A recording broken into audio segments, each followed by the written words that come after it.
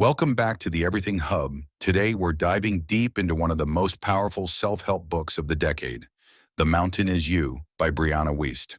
In this video, we'll break down the key lessons from Brianna Wiest's inspiring book. From healing past trauma to building better habits, setting boundaries, and becoming the strongest version of yourself, this is the guide for anyone ready to stop getting in their own way and finally rise.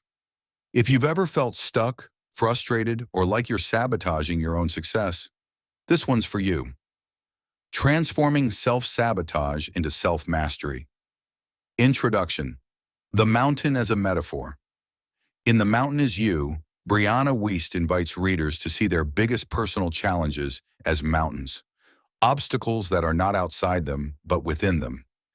These internal mountains, built from trauma, fear, old habits, and limiting beliefs, must be climbed not to be conquered, but to be integrated into one's identity. The book's central message is simple yet profound. The mountain you are facing is you. You must become the mountain. This means healing, transforming, and becoming resilient. You don't climb the mountain to get over it. You climb it to become your highest self. Part 1. Understanding self-sabotage. 1. What is self-sabotage? Self-sabotage is when we consciously want one thing, but subconsciously do the opposite. It shows up in subtle and overt ways: procrastination, unhealthy relationships, addictions, perfectionism, and self-doubt. We often label ourselves as lazy or unmotivated, but Wiest reframes sabotage as misdirected self-protection. Self-sabotage is the presence of an unconscious need that is being fulfilled by the behavior. In other words, if you're sabotaging your fitness journey, it might not be laziness. It could be a fear of being seen, of changing your identity, or of failing again. 2. The psychology behind it. Our brains are wired to seek comfort in familiarity. When success, happiness, or intimacy threatens the safety of what we know, even if it's painful, we retreat into sabotage.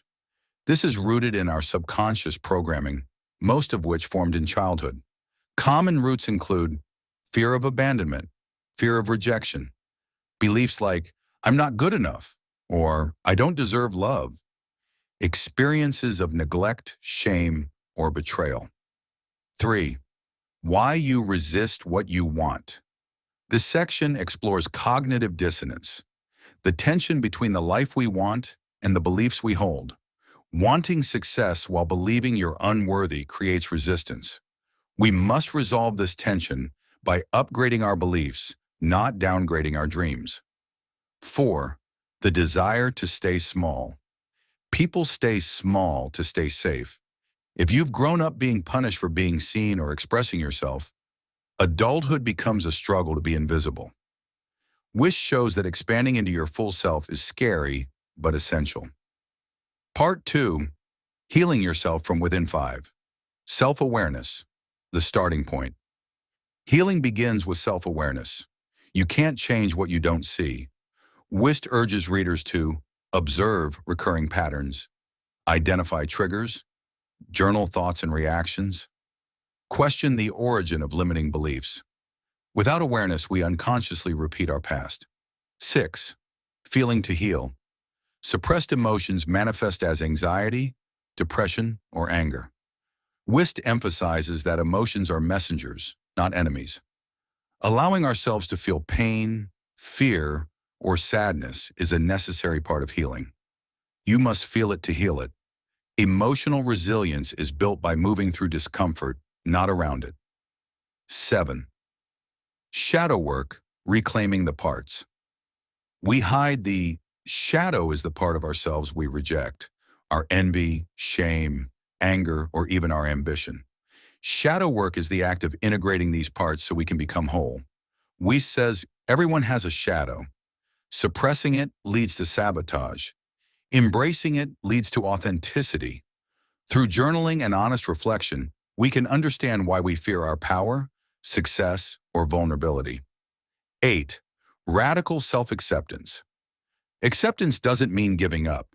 It means meeting yourself with compassion. Wiest teaches that transformation begins when we love ourselves in our current mess, not only once we're fixed. You cannot heal a body you hate. You cannot improve a life you resent. 9. Healing trauma and rewiring the brain. Wiest introduces neuroplasticity, the brain's ability to rewire itself. Through repeated thought and behavior, we form new patterns. Healing is not just emotional, it's biological. The more you affirm empowering beliefs and act accordingly, the more natural they become. Part 3. Tools for transformation. 10. Rewriting your story. Many of us live by outdated stories like, I'm always the one who gets hurt, or I never finish what I start. Wiest shows how to rewrite your narrative through affirmations, visualization, future journaling, identity-based goals. Shift from I am broken to I am healing, from I'm always anxious to I am learning peace. 11th, language as power words shape our reality. Saying I'm trying often signals doubt. Say I am committed. Replace I can't with I choose not to. Wiest urges readers to watch their language, especially in self-talk. 12th, identity shifts. Become who you want to be. The fastest way to change your behavior is to change your identity. Instead of setting goals like run 3 times a week, say, I am a runner. Your actions follow your beliefs about who you are. Identity change is deeper than habit change. 13. The power of habits. Habits are votes for the person you want to become. Wiest advocates for micro habits, rituals over routines, systems over willpower. Tiny, consistent actions lead to massive transformation over time. 14. Building purpose and vision. Lack of direction creates inner chaos. Purpose doesn't have to be grand. It's the why behind your actions. Vision keeps you anchored when motivation fades. Journal prompts help readers clarify their ideal life and break it into achievable goals. Part 4. Living from self-mastery. 15. Boundaries are your birthright. Boundaries are essential for emotional health.